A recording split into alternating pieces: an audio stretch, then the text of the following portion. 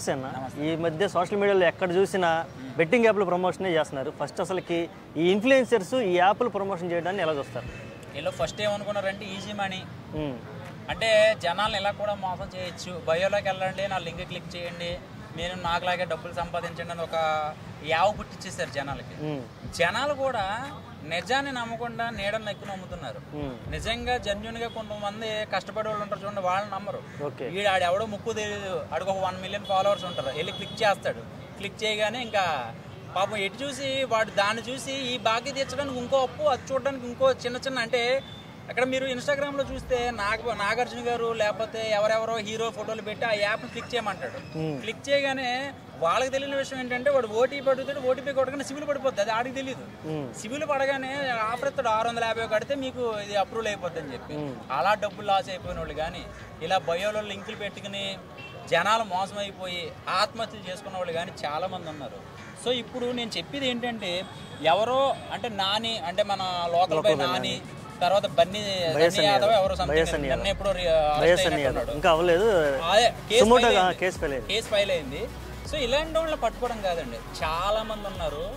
నేను కొంతమంది ఇన్స్టాగ్రామ్ లోకి వెళ్ళి చూస్తే ఒక్క వీడియో లేదు వాళ్ళు, ఒక్క వీడియోలో డిలీట్ చేసుకున్నారు వాళ్ళు.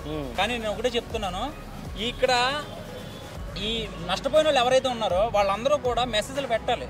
వాళ్ళు పెట్టిన మెసేజ్ స్క్రీన్ షాట్లు పెట్టి మీరు వాళ్ళు ఎవరైతే ఉన్నారో ఎవరైనా సరే వదలొద్దు, అసలు వదలకూడదు. ఎందుకంటే ఎవరు ఇద్దరు పట్టుకుంటే అయిపోద్దా, ఇంకా చాలా మంది ఉంటారు కదా, చాలా మంది, వాళ్ళందరినీ లాగాలి బయటికి. ఎందుకంటే ఒక ప్రమోషన్ చేస్తే ఇంత డబ్బు సంపాదిస్తారా, కొన్ని కోట్ల రూపాయల కార్లు, బంగ్లాలు, అసలు ఖరీదైన బైకులు ఇంతమంది వాడుతున్నారంటే, అసలు సజ్జనర్ గారు మొన్న ఒక వీడియోలో చూసాను నేను, ఎవరున్నా సరే జెన్యూన్గా చెప్పండి అని చెప్తున్నారు. నిజంగా నేనుంటే నేను చెప్పేస్తానండి. నా ఫ్రెండ్ ఉన్నాడు మొన్న, ఇవాళ ఇందాక ఇన్స్టాగ్రామ్లో ఏది ఎతికా, ఆడు వీడియోలు ఒక్కడు కూడా దొరకలేదు, మొత్తం బ్లాక్ చేసాడు, మొత్తం డిలీట్ చేసాడు. యూట్యూబ్లో అయితే అన్లిస్ట్లో పెట్టేసి ఉంటాడు నాకు తెలిసి, ఎవడు డౌన్లోడ్ చేసుకోలేదు. సో రానున్న రోజుల్లో ఇది ఇలాగే ఉండాలి. ఎందుకంటే ఇక్కడ హైదరాబాద్లో కాదండి, చుట్టుపక్కల స్టూడెంట్స్ చాలామంది బలైపోయారు. ఇంకా కొన్ని యాప్స్ అయితే మాత్రం ఇంకా దారుణం. వాళ్ళ ప్రాణాలు ఎందుకు పోతున్నాయి అంటే, వాళ్ళ మెయిల్ ఐడి జుట్టు మొత్తం ఇచ్చేస్తే కనుక వాడు అరగంటలో డబ్బులు వేయకపోతే వాడు ఎమ్మటే మెయిల్స్కి న్యూడ్ ఫోటోలు వెళ్ళిపోతాయి వాళ్ళకి. మీకు అర్థమైందా? మీరు ఫోన్ ఎత్తకపోయినా డబ్బులు వేయకపోయినా విత్ ఇన్ సెకండ్లో అది ఎక్కడి నుంచి రన్ చేస్తారో అనేది ఎవరికి తెలియదు. కట్ చేస్తే వెళ్ళిపోతాయి, వెళ్ళిపోగానే డబ్బులు పడితే మళ్ళీ ఎన్ని డిలీట్ అయిపోతాయి. వీళ్ళని అరెస్ట్ చేయకుండా ఉరి శిక్ష చేసి చంపేస్తే బాగుంటా అనిపిస్తుంది. కక్ష ఏందన్న, కక్ష ఏం లేదన్న. ఎంతలాలో ఒక పేద కుటుంబాల నుంచి అయినా సరే, ఇంకోటైనా సరే వీళ్ళని గుడ్డిగా నమ్మి వీళ్ళ తల్లిదండ్రులను కూడా నమ్ముతలేరు ఈ మధ్యలో. అరే ఇమ్రాన్ ఖన్నా అంటే నాకు అది, భయ్యా సన్నీ యాదవ్ అంటే నాకు అది, లోకల్ బాయ్ నాని అంటే నాకు అది, ఏదో సొంత అన్నదమ్మ ఒక రక్తబంధం లాగా నమ్ముతారు వీళ్ళని. ఫస్ట్ ఏం చేశారు, కొత్త ఛానల్ పెట్టినప్పుడు ప్లీజ్ మీకు ఎంటర్టైన్మెంట్ చాలా ఇస్తాం మేము అని చెప్పేసి ఛానల్ సబ్స్క్రైబ్ చేసుకోమని చెప్పేసి అన్నారు. ఎప్పుడైతే ఛానల్ సబ్స్క్రైబ్ చేశారో, కొంచెం ఫేమ్ వచ్చిందో, అప్పటి నుంచి లైక్ బెట్టింగ్ ప్రమోషన్ చేయడం స్టార్ట్ చేశారు. ఈ బెట్టింగ్ ప్రమోషన్తోనే వీనికి ఈ అల్లడపగాలకి 1 లక్ష రూపాయలు ఇస్తారు. 1 లక్ష రూపాయలు వీళ్ళకి ఇస్తారు అంటే ఒక 10 లక్షలు 20 లక్షల దాకా వాళ్ళు వసూలు చేసుకున్నట్టుంది. సో ఒక బెట్టింగ్ ఆడి, అంటే ఆడితే మేము ఆడమన్నామా అని చెప్పేసి అంటే, నేను సబ్స్క్రైబ్ చేసుకున్నాడు ఆడకుంటుంటాడా? ఈజీ మనీ అని చెప్పేసి నువ్వు చెప్తున్నావు, దాని పక్కన ఈజీ డెత్ అని కూడా చెప్పాల్సింది నువ్వు, అది చెప్పట్లేదు. ఒక ఈజీ మనీ ఒక ఇంట్రడక్షన్ లైట్లు ఇస్తున్నావు, వాడు వేస్తుండు, వాని పిల్ల పెళ్ళికో డబ్బులు దాచిపెట్టుకోవడమో, లేకపోతే వాళ్ళ అమ్మగారికి ఏమంటే ఆరోగ్య సమస్యకో డబ్బులు సంపాదించుకోవడమో ఏమైనా చేసి చేద్దామనుకుంటే అప్పులు తెచ్చి మరి కూడా బెట్టింగ్లు వేసి కొంతమంది తల్లిదండ్రులకి లేకపోతే పిల్లలకి దూరంగా ఉండేటోళ్ళని కూడా చాలా మందిని చూస్తున్నాం అన్న. ఇంకా క్రెడిట్ కార్డులు ఇవ్వనుకుంటే దాంట్లోంచి దీంట్లోంచి తీసేసి ఆఖరికి పుస్తల తాడులు, ఇంట్లో బంగారాలు ఏమైనా ఉంటే ఇవన్నీ అమ్మి కూడా బెట్టింగ్లు వేస్తారు ఈ మధ్యలో. ఇప్పుడు సరే నీ లైఫ్ బాగుంది బెట్టింగ్ ప్రమోషన్ చేసినందుకు, మరి నువ్వెందుకు ఆడవు? నువ్వు ఆడలేవు, ఎందుకంటే పోతే నీకు తెలుసు. మరి నీ సబ్స్క్రైబరే కదా, సబ్స్క్రైబర్స్ అంటే సబ్స్క్రైబర్స్ కాదు నా ఫ్యామిలీ అని అంటావు కదా. మరి నీ ఫ్యామిలీ అన్నప్పుడు నువ్వు చంపాలని చూస్తున్నావు నీ ఫ్యామిలీని. మరి చచ్చిపోయినోడిని మరి వాళ్ళ ఇంటి దగ్గర కలిసి ఒక 10 లక్షలు 5 లక్షలన్నా ఇవ్వవు. ఎందుకంటే నీకు ప్రమోషన్కి ఇచ్చింది 1 లక్ష రూపాయలు కాబట్టి నువ్వు 5 లక్షలు 10 లక్షలు ఇవ్వలేవు. సో ఒక ప్రమోషన్ చేస్తున్నామంటే ఒక 10 మంది బాగుండాలని చెప్పేసి మనం అనుకోవాలి. ఒక 10 మందికి ఒక ప్రొడక్ట్ మంచిగా యూజ్ అవుతుందని చెప్పేసి మనం ప్రమోషన్ చేయాలి.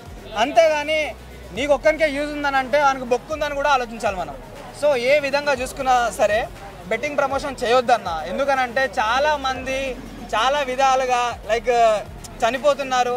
మనం ఒక ఐపీఎల్ సీజన్ వస్తే మనం చూసుకుంటాం, కొంతమంది ఏమంటారు డబ్బులు వచ్చిన వాళ్ళు అరే బెట్టింగ్ వేయాలి మామ బెట్టింగ్ వేయాలని చెప్పి అంటే స్టార్టింగ్ వస్తాయి నీకు, నీ లక్ బాగుంటే స్టార్టింగ్ వస్తాయి, లేదా స్టార్టింగ్లోనే మొట్ట కూర్చిపోతావు. సో ఏ విధంగా చూసుకున్నా సరే బెట్టింగ్ ప్రమోషన్ చేసేటోళ్ళని గిరెస్ట్ చేస్తే ఇంకొకటి రేపు ఇంకోటి, ఈరోజు భయ్యా సన్నీ యాదవ్ లేకపోతే ఇంకా లోకల్ బాయ్ నాని, రేపన్నాడు ఇంకోడు. సో ఒక్కరికి ఉరిశిక్ష తీస్తే ఇంకోసారి ఎవడయ్యాడు.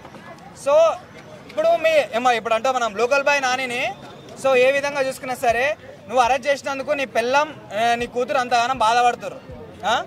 మరి ఒక బెట్టింగ్ ఆడి ఒక 10 లక్షలు 20 లక్షలు పోగొట్టుకొని ఒక ఇంట్లో ఒక అమ్మ నాన్న ఎంత బాధపడతారో వాళ్ళ కొడుకు చచ్చిపోతే, ఒక పిల్లం ఎంత బాధపడతారో వాళ్ళ మొగడు చచ్చిపోతే, ఎప్పుడైనా ఆలోచించిర్రా?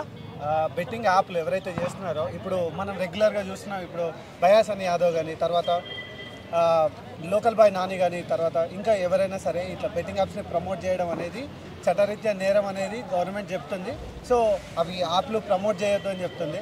సో ఇప్పుడు బేసిక్గా చూసుకుంటే బెట్టింగ్ యాప్ల వల్ల బేసిక్గా ఏం జరుగుద్ది అసలు అంటే, దానివల్ల ఒక కామన్ పీపుల్, ఒక నడి వయస్కుడు, ఒక 18 ఏళ్ళు ఉన్న యువత, 18 నుంచి 28 ఏళ్ళు ఉన్న యువత దాన్ని చూసి దాంట్లో ఇన్వెస్ట్ చేస్తే 5,000 ఇన్వెస్ట్ చేస్తే 1 lakh వస్తుంది.